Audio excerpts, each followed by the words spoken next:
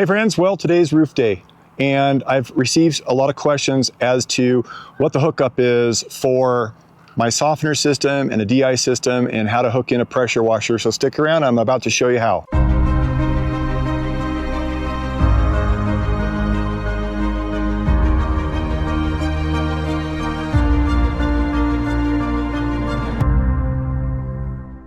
Hey, welcome, thanks for joining me.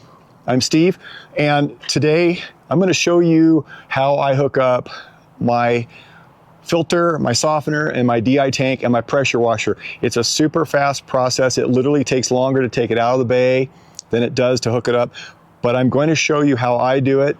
Obviously, it's not the only way to do it, but it's the way I choose to, and it works out incredibly well for me. It's super flexible, super fast, and it's as safe as you can get. If you're good with ladders and you know how to tie things off, then this is a very safe way, at least for me. So I am going to walk you through very quickly. I'm not going to waste a lot of your time, and you can fire off questions to me as usual, but I think this will kind of clear up a little bit of the questions and answers that I've received over the last couple of years. I have a couple other videos on this subject, so I'm not going to get into the actual physical process of washing the coach because I'm going to be up on the roof, and excuse the hat and the incognito glasses, but it is super bright up here in the Sierras, so I can't see anything if I don't have glasses on.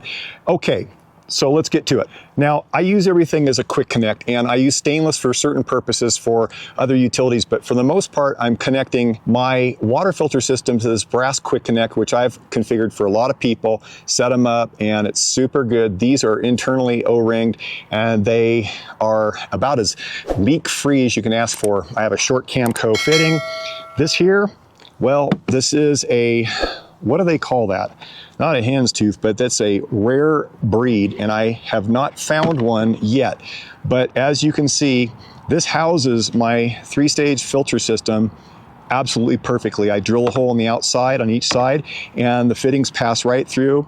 I pre-connect and hard connect this one, and that allows me just to wrap it around and pre-connect to this other side. And then the other utility hoses I keep in here along with my sanitation filter.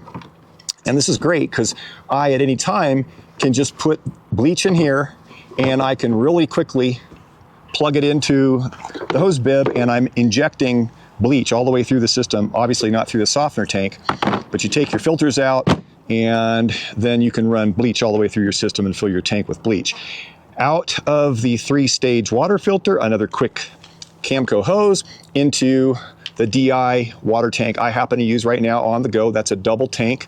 And that softener would normally export the water right into my coach and fill it up. And that would be your permanent connection for your water system in your coach. However, what's really nice is I can quickly take this jumper hose and connect it from the softener tank into a DI tank. Now, this is from DI Rinse. It's a double tank. It holds, it holds enough resin in there to get me probably a year. I can't even begin to quote you how long this is going to last you, because it's absolutely variant upon how much hardness is in the water and how often you're washing, and of course the size of the coach that you're washing.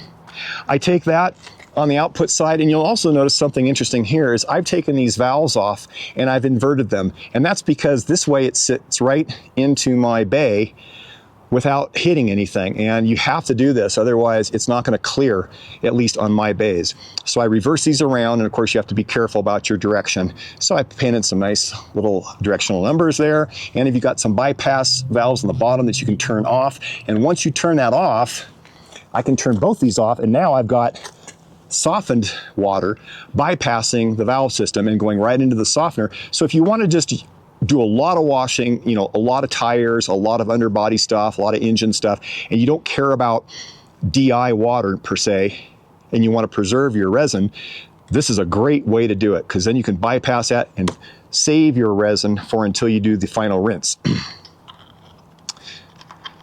Next up, it goes into the Active 2.0 pressure washer. I've seen a lot of the reviews on this, and you can get them on Amazon, and it's a reasonable price. And sure, they're not industrial, but they've had really good reviews, and you get the Veloci fittings on here, and you got a really sound system. I get a 50-foot hose.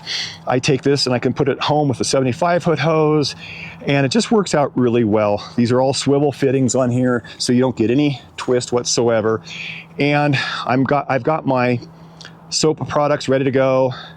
I have my usual foam cannon, and right now I've got Sencha soap in here. I do have ceramic from Bob Moses, and they use Sencha. So this has a nice Sencha pH balance soap in there. For the hardcore cleaning up there, I'm going to take up some tire cleaner with me from Adams. This does a really good job with rubberized products and gets a lot of the grime off of it without being too harmful. Also, Matt over at Bob Moses said, believe it or not, you can use Goo Gone to get sap off of your ceramic and your paint without harming it. So I'm going to take this up there because I may need the heavy hitter. From a couple trips ago, we got hit with quite a bit of sap. Okay, up the ladder I go. This is a Little Giant. I like this model. I've set it up with insulated foam adhesive to protect the rails, and this ladder is tall enough to go right onto the awning rails. Sometimes what I'll do is I'll position the ladder onto my slide, which gives me a good lower point and the awning rails for handhold. But I like this system because it's a clean, straight shot, and I can still brace myself on the actual slide. Now, just as in firefighting, we secure the hose to the rungs of the ladder, and this is to prevent it from sliding straight down and then causing a real problem. But I use these wire ties, and they work really great. Now, I'm going to turn the camera off, and I'm going to run up the ladder because, as I always am a proponent of, you should always have 3 points of attachment on the ladder. That's 2 feet, 1 hand, 2 hands, 1 foot when you're climbing at all times. I'm not going to get into ladder safety, but the fact is you want to have a good angle on your ladder that's comfortable and safe while not flipping over backwards, obviously. So I'll see you at top. Here you have another wire ties, wire wrap. This is really good. They actually are really strong. If you make sure you wrap rubber all the way around the side of them, it's not going anywhere. And the great thing is it's not going to slide off the roof, which if you've ever done that, you're not going to like it. And I'm onto the roof. Nice and easy. So I got my pressure washer, I got nozzles in my pocket, I got my tools, and that's it. I'm gonna go to work. Before you get too far, you make sure that you in fact have water, and I'm ready to go. Friends, that's as easy as it gets. Can't get much easier. Hope that helps you. If you have any questions, fire away. Otherwise, I got work to do. Take care, safe travels.